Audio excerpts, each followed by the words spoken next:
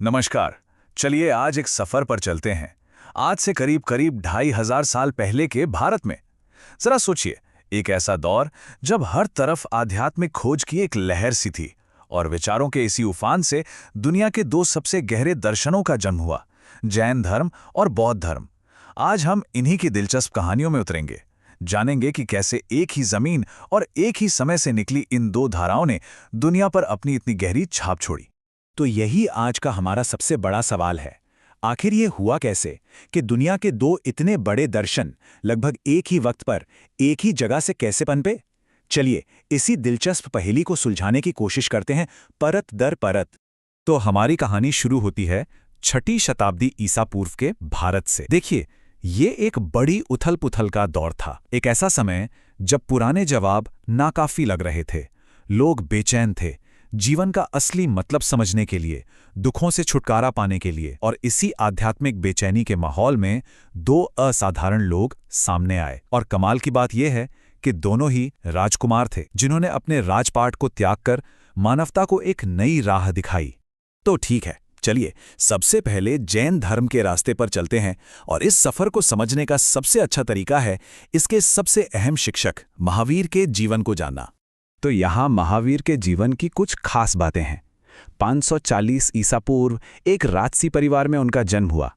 मतलब ऐसा लगता था कि उनका जीवन तो ऐशो आराम में ही बीतेगा, लेकिन नहीं।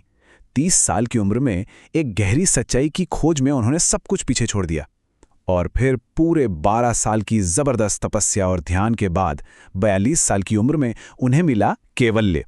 कैवल्य मतलब वो अवस्था जहां सब कुछ साफ साफ पता चल जाता है, पूर्ण ज्ञान और जन्मरण के चक्कर से पूरी तरह आजादी।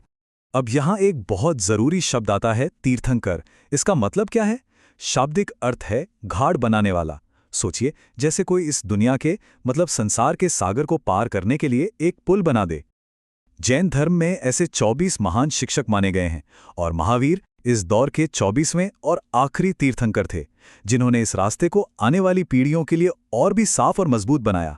जैन धर्म की नैतिकता का पूरा सार आप कह सकते हैं इन 5 महाव्रतों में है। और इन सब में सबसे ऊपर सबसे जरूरी है अहिंसा, मतलब किसी भी जीवित प्राणी को कोई तकलीफ न देना। ये सिद्धांत इतना बुनियादी है कि बाकी चारों व्रत एक तरह से इसी से निकलते हैं।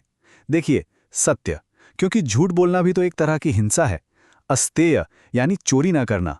ब्रह्मचर्य यानी अपनी इंद्रियों पर काबू रखना। और अपरिग्रह मतलब किसी चीज से मोह ना रखना, क्योंकि यही मोह तो दुख की जड़ बनता है। तो सवाल यह है कि मुक्ति का रास्ता क्या है? जैन दर्शन कहता है कि ये रास्ता त्रिरत्न या 3 रत्नों से होकर गुजरता है। वो हैं सम्यक दर्शन मतलब सही नजर और विश्वास, सम्यक ज्ञान यानी सही समझ, और सम्यक चरित्र मतलब सही आचरण। जब ये तीनों एक साथ मिलते हैं तो इंसान को मोक्ष की तरफ ले जाते हैं। अब देखिए, वक्त के साथ जैन धर्म में एक बड़ा बंटवारा हुआ। इसके पीछे एक कहानी है। हुआ यूं कि मगध में एक भयानक अकाल पड़ा, तो भद्रबाहु के नेतृत्व में कुछ भिक्षु दक्षिण की ओर चले गए। उन्होंने अपनी कठोर परंपराओं को बनाए रखा, जिसमें कपड़े तक का त्याग शामिल था, और वे कहलाए दिगंबर यानी आकाश ही जिनके वस्त्र हैं। दूसरी तरफ जो लोग स्थूलभद्र के नेतृत्व में मगध में ही रुक गए थे, उन्होंने सफेद कपड़े पहनना शुरू कर दिया, और वे श्वेतांबर कहलाए, मतलब जड़ एक ही थी पर रास्ते 2 हो गए। चलिए अब अपने सफर का रुख दूसरे महान रास्ते की ओर मोड़ते हैं, बौद्ध धर्म। और इसे समझने के लिए हम जानेंगे गौतम बुद्ध के जीवन को, वो शख्स जिन्होंने दुनिया को मध्यम मार्ग का रास्ता दिखाया। बुद्ध का जीवन भी 563 ईसा पूर्व में एक राजकुमार सिद्धार्थ के रूप में शुरू हुआ था। वो भी ऐशो आराम में पले बढ़े, जिन्हें दुनिया के दुखों की कोई खबर ही नहीं थी। लेकिन 29 साल की उम्र में एक ऐसा मोड़ आया जिसे महाभिनिष्क्रमण कहते हैं, जब उन्होंने अपना महल, अपना परिवार, सब कुछ पीछे छोड़ दिया। करीब 6 साल की लंबी आध्यात्मिक खोज के बाद 35 की उम्र में बोधि पेड़ के नीचे उन्हें निर्वाण मिला। अब निर्वाण कोई स्वर्ग जैसी जगह नहीं है, ये तो मन की वो अवस्था है जहां इच्छा, नफरत और अज्ञान की आग पूरी तरह बुझ जाती है और सारे दुखों का अंत हो जाता है। लेकिन सवाल यह है कि इस महात्याग की वजह क्या थी? वो क्या था जिसने एक राजकुमार को सब कुछ छोड़ने पर मजबूर कर दिया? वजह थे 4 दृश्य।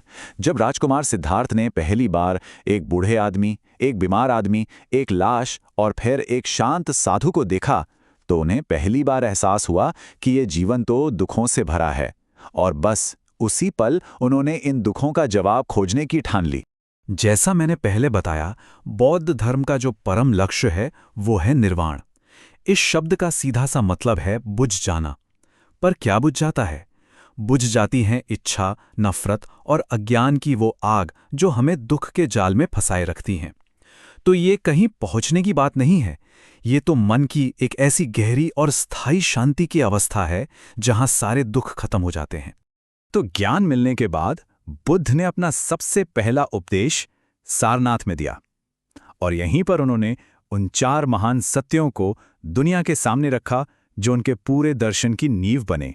ये 4 सत्य आप समझिए एक डॉक्टर के डायग्नोसिस की तरह हैं, बहुत ही प्रैक्टिकल। पहला, बीमारी की पहचान, जीवन में दुख है, ये सच है। दूसरा, बीमारी का कारण, इस दुख की वजह है हमारी इच्छाएं, हमारा लगाव। तीसरा, अच्छी खबर, इस बीमारी का इलाज मुमकिन है, दुख को खत्म किया जा सकता है। और चौथा, इलाज का पर्चा, इलाज का रास्ता है आर्य अष्टांगिक मार्ग। और ठीक जैसे जैन धर्म में हुआ, वैसे ही बौद्ध धर्म भी वक्त के साथ 2 बड़ी शाखाओं में बंट गया। एक है हीनयान। ये शाखा शुरुआती शिक्षाओं पर ज्यादा जोर देती है और बुद्ध को एक महान इंसान, एक महान शिक्षक मानती है। दूसरी तरफ है महायान शाखा। ये बुद्ध को एक दिव्य शक्ति के रूप में देखती है और एक बहुत ही सुंदर कॉन्सेप्ट सामने लाती है, बोधिसत्व का। बोधिसत्व वो होता है जो ज्ञान तो पा चुका है पर अपना निर्वाण टाल देता है ताकि वो दूसरों को भी मुक्ति पाने में मदद कर सके। तो ठीक है, हमने दोनों रास्तों को अलग अलग तो समझ लिया। अब वक्त है इन्हें आमने सामने रखकर देखने का। चलिए देखते हैं कि इनमें क्या समानता है और क्या फर्क है। ये टेबल देखिए, एक नज़र में सब कुछ साफ हो जाता है। महावीर को जिन कहा गया, मतलब विजेता, जिसने अपनी इंद्रियों पर विजय पा ली। वहीं सिद्धार्थ बुद्ध कहलाए, यानी जिसे ज्ञान मिल गया हो। महावीर का रास्ता कठोर तपस्या का था, जबकि बुद्ध ने बीच का रास्ता यानी मध्यम मार्ग सिखाया। लक्ष्य देखिए, दोनों का एक ही था, मुक्ति, पर रास्ते थोड़े अलग थे। और ये बात कितनी कमाल की है, जरा सोचिए। ये दोनों महान शिक्षक सिर्फ विचारों में ही नहीं बल्कि असल जिंदगी में भी एक ही समय में मौजूद थे। बिंबिसार और अजातशत्रु जैसे बड़े बड़े राजा उस वक्त राज करते थे। उन्होंने इन दोनों के उपदेश सुने, उन्हें संरक्षण भी दिया। मतलब ये सिर्फ कोई किंवदंती नहीं है, ये पक्का इतिहास है। ये दिखाता है कि वो दौर इंसानी सोच के लिए कितना जबरदस्त रहा होगा, और ये सब एक ही इलाके में हो रहा था। भाषा का चुनाव भी एक बहुत बड़ी कहानी कहता है। देखिए, शुरुआत में दोनों ही धर्मों ने जानबूझकर संस्कृत से दूरी बनाई, जो उस वक्त पढ़े लिखे ऊंचे तबके की भाषा मानी जाती थी। इसकी जगह उन्होंने आम लोगों की भाषा को चुना। जैन धर्म ने प्राकृत को और बौद्ध धर्म ने पाली को। ये अपने आप में क्रांतिकारी कदम था, एक तरह से ज्ञान को आम आदमी तक पहुंचाने की कोशिश।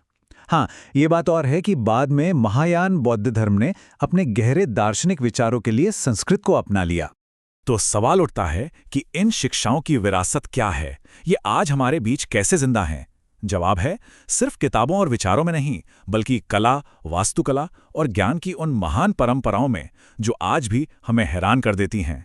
अगर जैन विरासत का कोई जीता जागता शानदार सबूत देखना हो तो माउंट आबू के दिलवाड़ा मंदिर जाइए।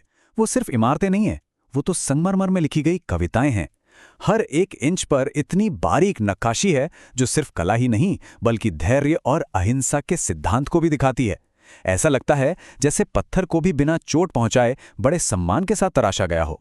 और वहीं दूसरी तरफ बौद्ध धर्म का एक अमर प्रतीक है सांची का महान स्तूप। इसका वो विशाल गुंबद बुद्ध के महापरिनिर्वाण का प्रतीक है। ये सिर्फ एक ऐतिहासिक इमारत नहीं है, ये ध्यान और तीर्थ यात्रा का एक केंद्र है, एक शांत जगह जो दुनिया भर के लाखों लोगों को याद दिलाती है कि शांति पाना मुमकिन है। और ये विरासत सिर्फ पत्थर की इमारतों तक ही सीमित नहीं थी। नालंदा जैसे प्राचीन विश्वविद्यालय तो ज्ञान के ऐसे प्रकाश स्तंभ थे जिनकी रोशनी दूर दूर तक फैली थी। ये वो जगहें थीं जहां दर्शन, तर्क, मेडिसिन और कला सब कुछ सिखाया जाता था। पूरे एशिया से विद्वान यहां खींचे चले आते थे और यहीं से बौद्ध धर्म के विचार पूरे महाद्वीप में फैले और ना जाने कितनी पीढ़ियों की सोच को एक नई दिशा दी। तो आखिर में एक सवाल पर आपको छोड़े जाते हैं। आज की इस भाग दौड़ भरी दुनिया में जहां हम हर पल इच्छाओं और डिस्ट्रैक्शन से घिरे हुए हैं, क्या जैन धर्म का अपरिग्रह यानी मोह न रखना या बौद्ध धर्म का मध्यम मार्ग यानी बीच का रास्ता अपनाना हमें मन की शांति का कोई नया रास्ता दिखा सकता है? ये वाकई एक सोचने वाली बात है।